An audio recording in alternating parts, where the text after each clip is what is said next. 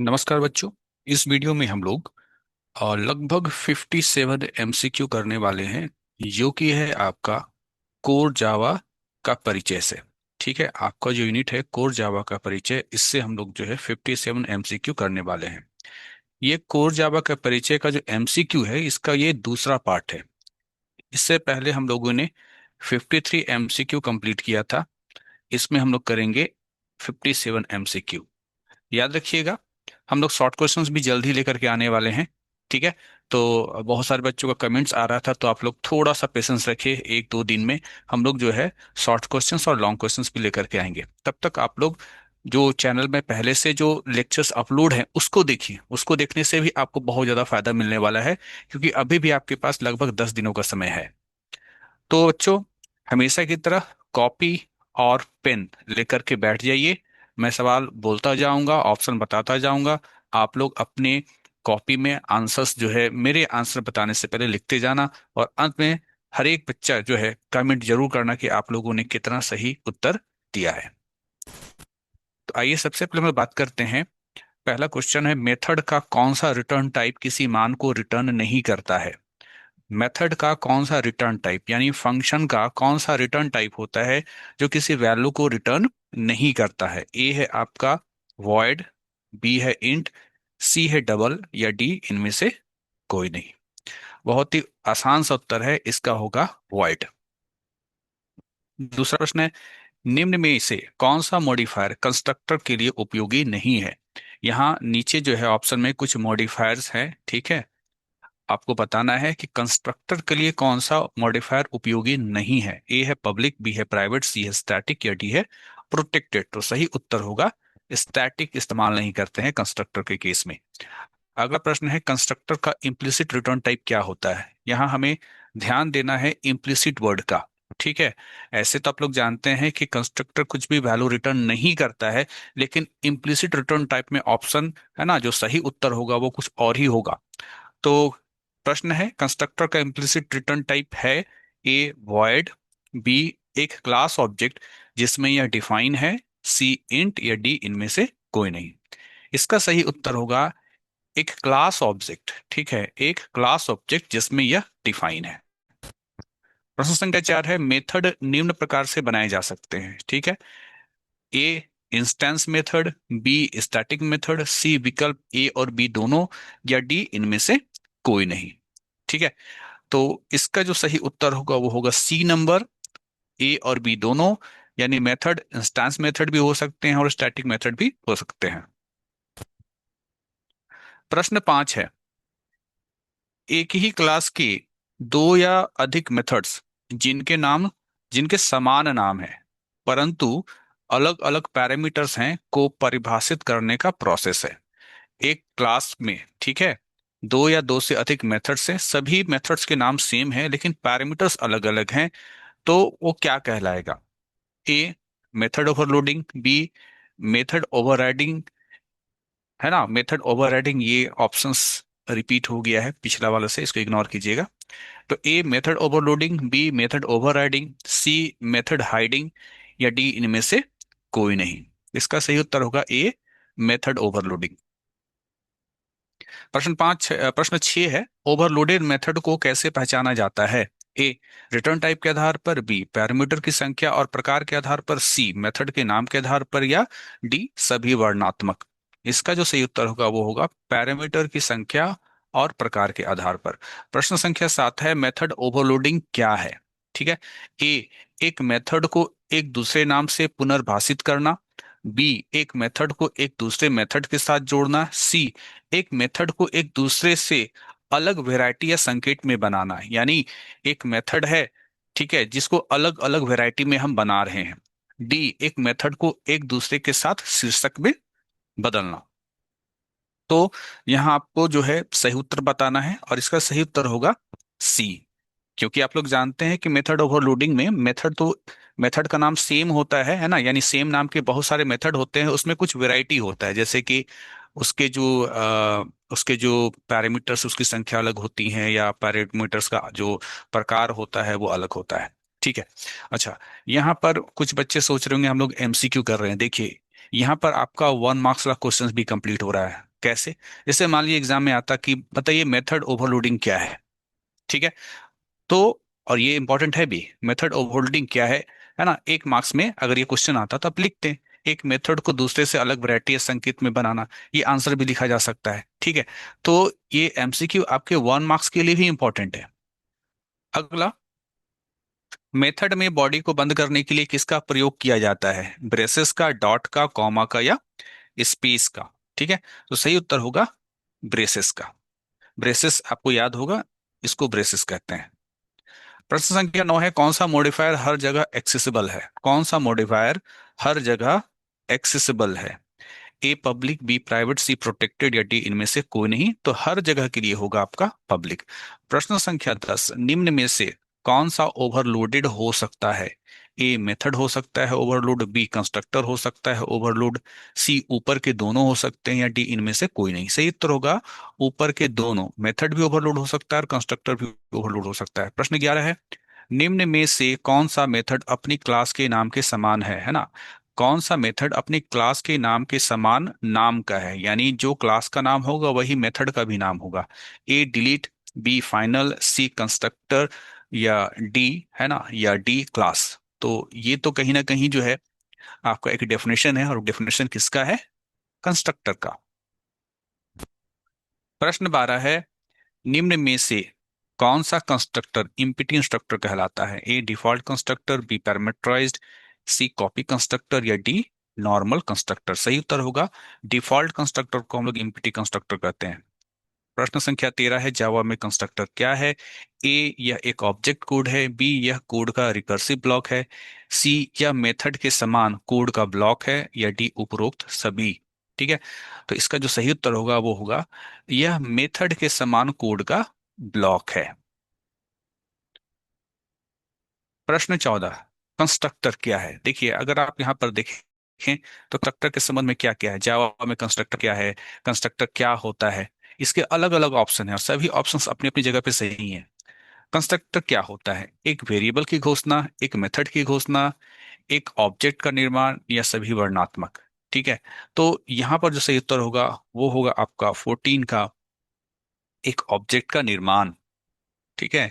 एक ऑब्जेक्ट का निर्माण, जब भी कंस्ट्रक्टर जो है कॉल होता है तो कब कॉल होता है? ऑब्जेक्ट के निर्माण के समय, तो इसलिए इसका संबंध यहाँ पर इससे है।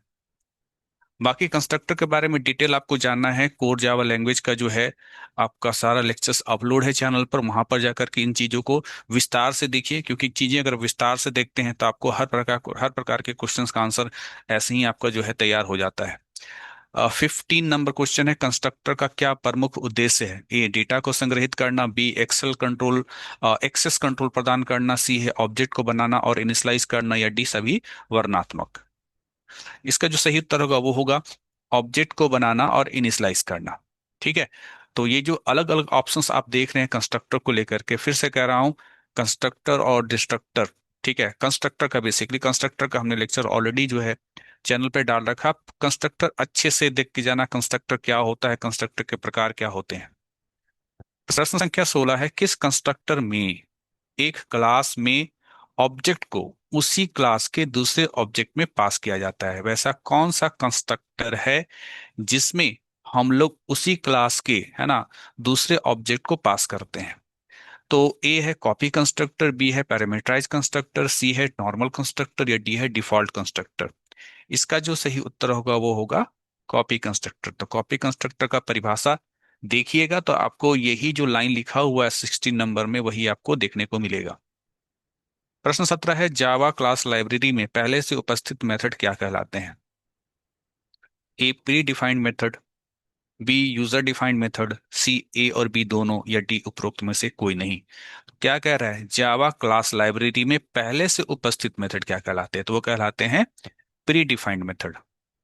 अगला प्रश्न है 18, जावा में प्रत्येक मेथड खाली स्थान का भाग होता है। जावा में प्रत्येक मेथड किसका भाग होता है? एक ऑब्जेक्ट का भाग होता है, एक क्लास का भाग होता है, एक पैकेज का भाग होता है, या एक प्रोजेक्ट का भाग होता है?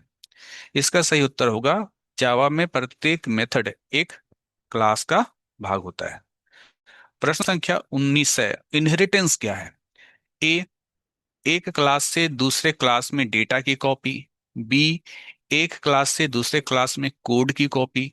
सी, एक क्लास के द्वारा एक इंटरफेस को इम्प्लीमेंट करना। या डी, सभी वर्णात्मक। ठीक है, यहाँ पर बहुत सारा कंफ्यूजन हो सकता है। तो देखिए, डेटा का कॉपी तो होता ही होता है, एक क्लास का डेटा दूसरे क्लास में चला जाता है। कोड, कोड मतलब मेथड यानी फंक्शन, फंक्शन का भी कॉपी होता है। यानी एक क्लास का जो फंक्शन है वो इनहेरिट होकर दूसरे क्लास में चला जाता है। फिर एक क्लास के द्वारा हम इंटरफेस को इम्प्लीमेंट करते हैं, ये भी इनहेरिटेंस के संबंध में सही है। इसका सही उत्तर होगा सभी वर्णात्मक। ठीक है, 19 का होगा सभी वर्णात्मक। 20, सबसे ऊपरी इनहेरिटेंस क्या कहलाता है? यहाँ कंफ्यूजन हो सकता है आपको। ठीक है, ए है सुपर इनहेरिटेंस, बी है चाइल्ड इनहेरिटेंस, सी है बेस इनहेरिटेंस, या डी है एब्स्ट्रैक्ट इनहेरिटेंस। सही उत्तर होगा, हम लोग बेस इनहेरिटेंस कह रहे हैं। याद रखिएगा, यहाँ क्लास नहीं पूछ रहा है, बेस क्लास सुपर क्लास। क्योंकि यहाँ पर अगर बेस क्लास सुपर क्लास जैसा बात होता तो आप ए और सी में कंफ्यूज करते हैं। यहाँ पूछ रहा है ऊपरी इनहेरिटेंस क्या कहलाता है, तो बेस इनहेरिटेंस कहलाता है। 21 नंबर क्वेश्चन है, कौन सा इनहेरिटेंस जावा में सपोर्ट नहीं होता है? ए, क्लासेस द्वारा मल्टीपल इनहेरिटेंस, बी, इंटरफेस द्वारा मल्टीपल इनहेरिटेंस, सी, मल्टी लेवल इनहेरिटेंस, या डी, सिंगल इनहेरिटेंस। देखिए, सिंगल इनहेरिटेंस भी सपोर्ट होता है, मल्टी लेवल भी होता है, और इंटरफेस के द्वारा मल्टीपल इनहेरिटेंस भी सपोर्ट होता है। जो चीज सपोर्ट नहीं करता है जावा वो है क्लासेस द्वारा मल्टीपल इनहेरिटेंस को, ये सपोर्ट नहीं करता है। 22 नंबर क्वेश्चन है, यदि क्लास बी क्लास ए की एक सब क्लास है ना, यानी इसको ऐसे डायग्राम बना करके चीजों को अच्छे से समझ सकते हैं। ये क्लास बी क्या है? क्लास ए की सब क्लास है। तो यहां पर कहेंगे कि क्लास ए की सब क्लास है कौन? Class B. ठीक है, तो ये क्या कहलाएगा आपका? पेरेंट क्लास कहलाएगा, और ये क्या कहलाएगा आपका? चाइल्ड क्लास कहलाएगा। तो कोडिंग कैसे लिखते हैं? कोडिंग ऐसे लिखते हैं, सबसे पहले हम लोग क्लास कीवर्ड लिखते हैं, फिर हम लोग बेस क्लास डेराइव क्लास का नाम, ठीक है, चाइल्ड क्लास का नाम लिखते हैं, वो होगा आपका बी। फिर हम लोग लिखते हैं कोलोन।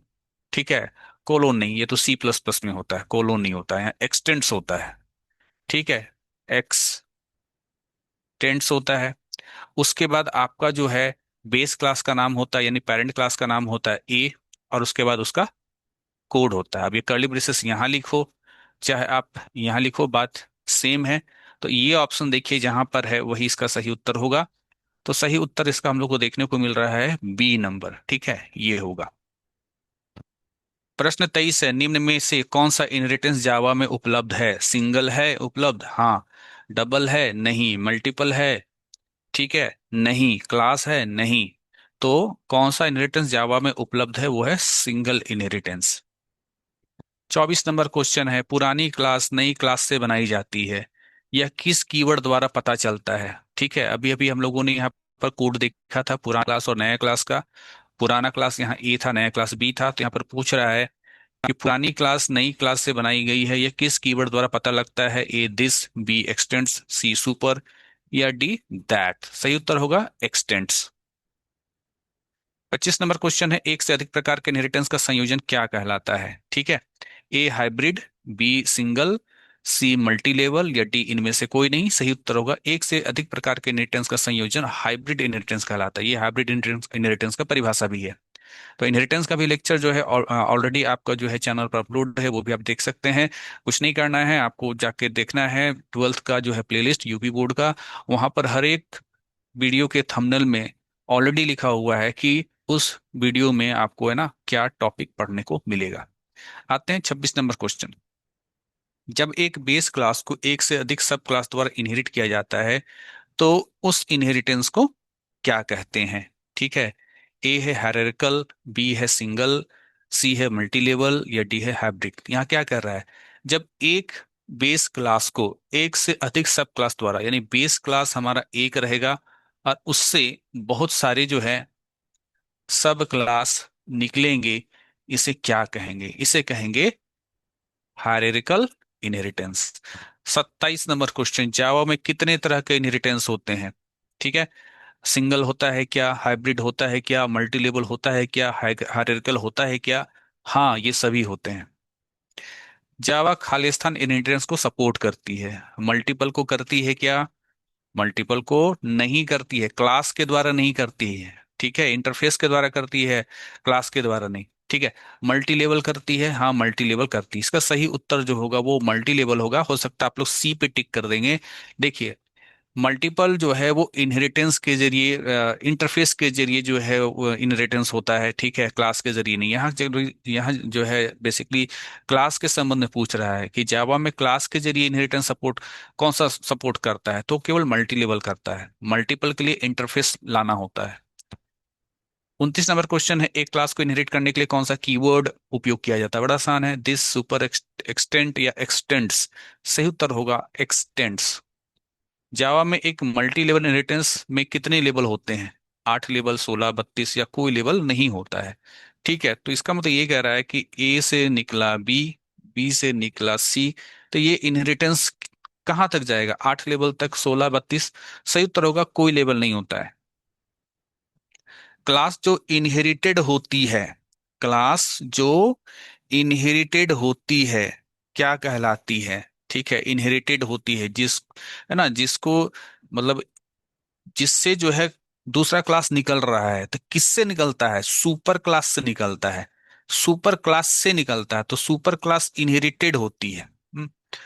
नाउ अगला है 32 नंबर क्वेश्चन, नई क्लास को क्या कहते हैं? डेराइव्ड कहते हैं, चाइल्ड कहते हैं, दोनों ए और बी दोनों ए और बी, है ना, दोनों ए और बी, या इनमें से कोई नहीं? तो सही उत्तर होगा नई क्लास को हम डेराइव्ड और चाइल्ड दोनों कहते हैं। एक और नाम भी होता है, ठीक है, डेराइव्ड भी कहते हैं, चाइल्ड भी कहते हैं, और एक होता है सब क्लास। सब क्लास भी होता है, तीन नाम होता है। सब कुछ आपको इनहेरिटेंस चैप्टर में पढ़ने को मिल जाएगा, वीडियो ऑलरेडी अपलोड है। इनकैप्सुलेशन खाली स्थान द्वारा सपोर्ट किया जाता है, ऑब्जेक्ट के द्वारा, मेथड्स के द्वारा, क्लास के द्वारा, या इनमें से कोई नहीं? तो इसका जो सही उत्तर होगा इनकैप्सुलेशन क्लास के द्वारा सपोर्ट किया जाता है।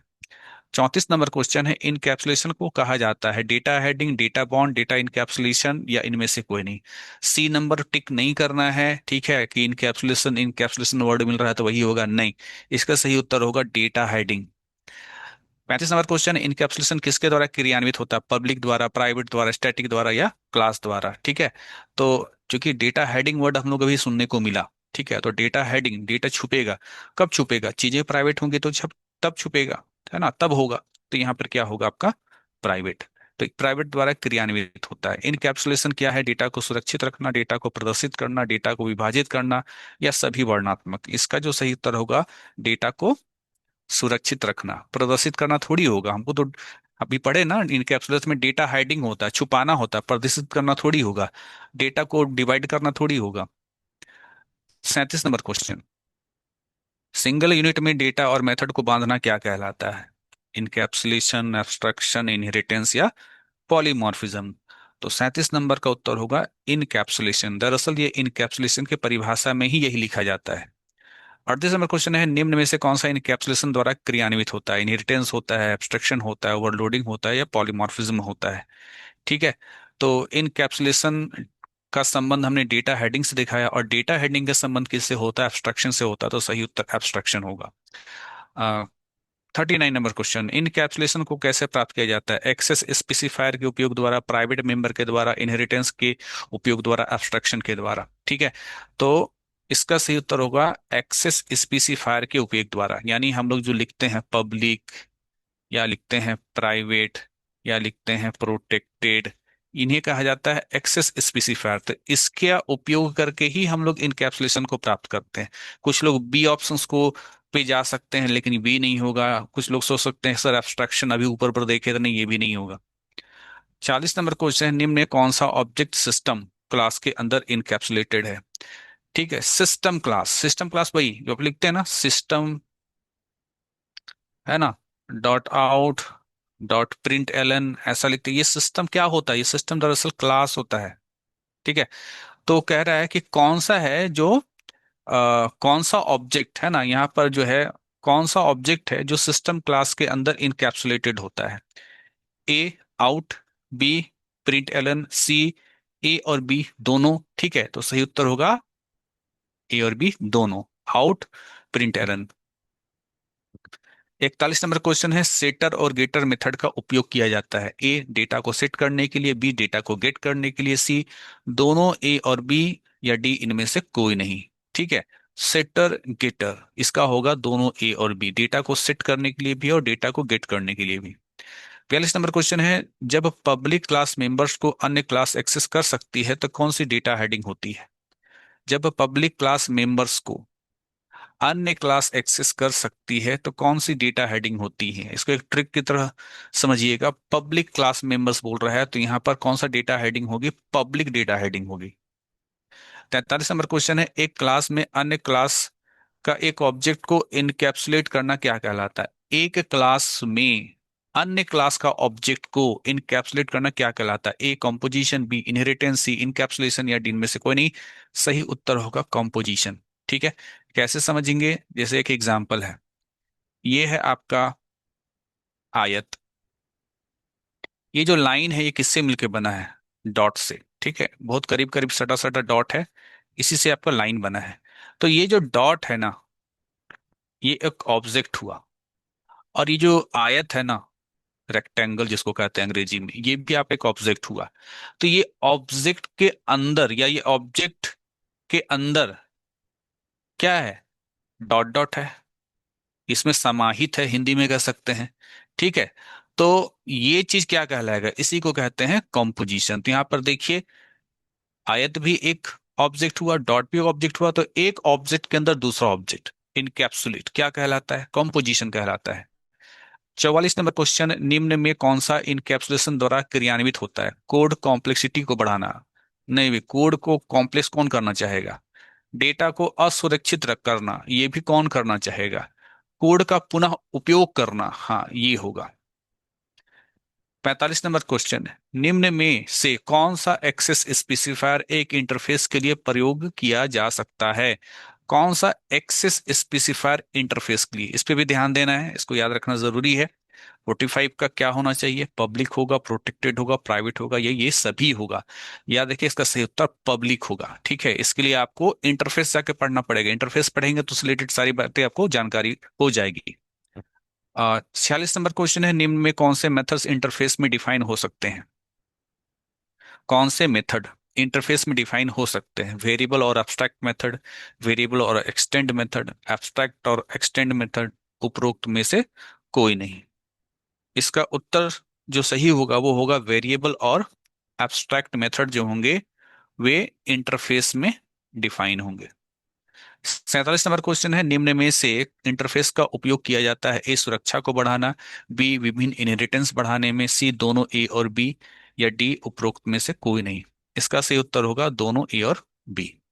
अगला उत्तर, अगला प्रश्न है, एब्स्ट्रैक्शन कितने प्रकार से प्राप्त किया जा सकता है? एब्स्ट्रैक्ट क्लास द्वारा, इंटरफेस द्वारा, दोनों ए और बी, और इनमें से कोई नहीं। इसका जो सही उत्तर होगा ए और बी, एब्स्ट्रैक्ट क्लास द्वारा भी और इंटरफेस द्वारा भी। अगला क्वेश्चन है 49, एक एब्स्ट्रैक्ट क्लास कौन कौन से मेथड हो सकते हैं? ठीक है, एक एब्स्ट्रैक्ट क्लास में यहाँ होना चाहिए कौन कौन से मेथड हो सकते हैं? एब्स्ट्रैक्ट और नॉन एब्स्ट्रैक्ट, एब्स्ट्रैक्ट और एक्सटेंड्स, नॉन एब्स्ट्रैक्ट और एक्सटेंड्स, और इनमें से कोई नहीं। इसका जो सही उत्तर होगा वो होगा, एक एब्स्ट्रैक्ट क्लास में एब्स्ट्रैक्ट और नॉन एब्स्ट्रैक्ट दोनों प्रकार के मेथड हो सकते हैं। 50 नंबर क्वेश्चन है, निम्न में से रनेबल क्या है? ठीक है, इंपॉर्टेंट क्वेश्चन है। निम्न में से रनेबल क्या है? ए क्लास है, बी एब्स्ट्रैक्ट क्लास है, सी इंटरफेस, या डी मेथड है। इसका सही उत्तर होगा रनेबल एक इंटरफेस होता है। जावा में एब्स्ट्रैक्शन कैसे प्राप्त किया जाता है? एब्स्ट्रैक्ट क्लास द्वारा, इंटरफेस द्वारा, दोनों ए और बी, या इनमें से कोई नहीं। ठीक है, तो जावा में एब्स्ट्रैक्शन कैसे प्राप्त करते हैं? इसका उत्तर होगा ए और बी, एब्स्ट्रैक्ट क्लास और इंटरफेस दोनों के माध्यम से हम एब्स्ट्रैक्शन को प्राप्त करते हैं। 52 नंबर क्वेश्चन है, इंटरफेस क्लास के साथ कौन सा संबंध स्थापित करता है? इंटरफेस है ना, इंटरफेस क्लास के साथ कौन सा संबंध स्थापित करता है? Is D class, is A class, is B class, या उपरोक्त में से कोई नहीं। ठीक है, तो इंटरफेस और क्लास के साथ संबंध होता है, इज ए क्लास का संबंध होता है। ठीक है, इज ए क्लास का संबंध होता है। 53 नंबर क्वेश्चन है, इंटरफेस को डिक्लेयर करने के लिए कौन सा कीवर्ड प्रयुक्त होता है? ठीक है, आसान ही है। ए, इंटरफेस को डिक्लेयर करने के लिए कौन सा कीवर्ड प्रयुक्त होगा? इंटरफेस होगा, इंप्लीमेंट्स होगा, एक्सटेंड्स, इस बी क्लास होगा, या इनमें से कोई नहीं। ठीक है, ये तो खैर गलती से यहाँ आ गया, ये नहीं। तो इंटरफेस, इंप्लीमेंट्स, एक्सटेंड्स, या ए और सी दोनों। इसका सही उत्तर होगा, इंटरफेस को डिक्लेयर करने के लिए इंटरफेस नाम का कीवर्ड इस्तेमाल करते हैं। जैसे आप क्लास बनाने के लिए क्लास कीवर्ड का इस्तेमाल करते हैं, उसी तरीके से इंटरफेस बनाने के लिए आप इंटरफेस कीवर्ड का इस्तेमाल करते हैं। अगला प्रश्न है, इंटरफेस क्या है? एक वेरिएबल की घोषणा है, एक मेथड की घोषणा है, एक क्लास की घोषणा है, या सभी वर्णनात्मक? ठीक है, इसका सही उत्तर होगा इंटरफेस एक मेथड की घोषणा है। 55 नंबर, एक क्लास में कितने इंटरफेसेस इंप्लीमेंट की जा सकती है? एक क्लास में कितने इंटरफेस इंप्लीमेंट की जा सकती है? सिर्फ एक, एक से अधिक, इनमें से कोई नहीं, या सभी वर्णात्मक? ठीक है, तो इसका जो सही उत्तर होगा वो होगा एक से अधिक इंटरफेस इंप्लीमेंट की जा सकती है। 56 नंबर है, एब्स्ट्रक्शन क्या है? एक क्लास की घोषणा है, एक इंटरफेस की घोषणा है, एक एब्स्ट्रैक्ट मेथड की घोषणा, या सभी वर्णात्मक? ठीक है, इसका सही उत्तर होगा एब्स्ट्रैक्शन एक एब्स्ट्रैक्ट मेथड की घोषणा है। 57 नंबर क्वेश्चन, एब्स्ट्रैक्शन का सिद्धांत प्रयुक्त होता है ए, ओओपीएस को प्राप्त करने के लिए, है ना, ऑब्जेक्ट ओरिएंटेड प्रोग्रामिंग सिस्टम को प्राप्त करने के लिए, बी रीयूजेबिलिटी करने के लिए, सी डुप्लीकेशन से बचने के लिए, और डी है लंबे कोड को हटाने हेतु। ठीक है, तो यहाँ पर सब कुछ देखिए तो रीयूजेबिलिटी, डुप्लीकेशन, सब कुछ तो इसके अंदर ही आ जाता है। इसके अंदर उप्स है ना, उप्स के अंदर। तो इसका सही उत्तर होगा ओओपीएस को प्राप्त करने के लिए एब्स्ट्रैक्शन सिद्धांत का जो है हम लोग प्रयोग करते हैं। तो बच्चों, हम यहाँ पर टोटल 57 हम लोगों ने एमसीक्यू किया। आप देखिए आप लोगों ने कितना सही किया है। कोर जावा हम लोग का यहाँ पर समाप्त हुआ, यानी कोर जावा का जो एमसीक्यू है वो हमारा समाप्त हुआ। इसके आगे हमारा जो रह जाएगा वो रहेगा एडवांस जावा का एमसीक्यू। एडवांस जावा का एमसीक्यू हम लोग कंप्लीट करेंगे। देन ड्रोन टेक्नोलॉजी और रोबोटिक्स। कुछ बच्चों का कमेंट आ रहा था कि सर ड्रोन टेक्नोलॉजी और रोबोटिक्स का लेक्चर्स डालिए।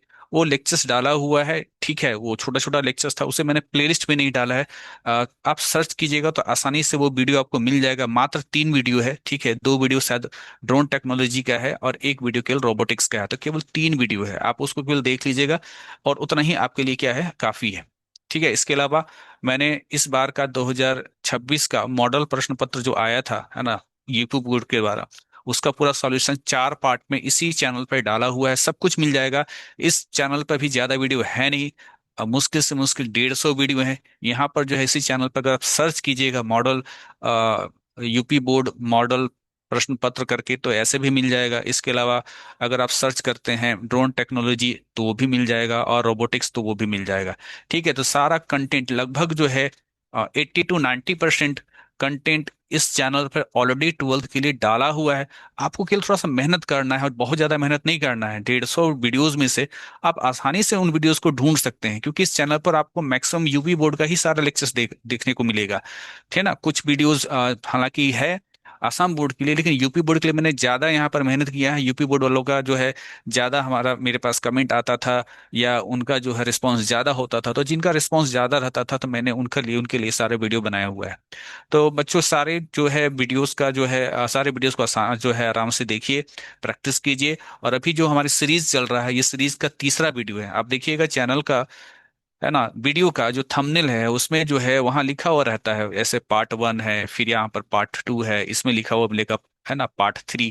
तो इसको देखते हुए जो है सारे प्रश्न का तैयारी कीजिए। इसके बाद हम लोग आगे चल करके शॉर्ट और लॉन्ग क्वेश्चंस में भी आएंगे। ठीक है, उसके लिए आपको चिंता नहीं करना है, 1-2 दिन के बाद। तो बच्चों, मिलते हैं अगली वीडियो में। तब तक के लिए धन्यवाद। वीडियोस जरूर लाइक कीजिए और अपने दोस्तों के बीच जरूर शेयर कीजिए।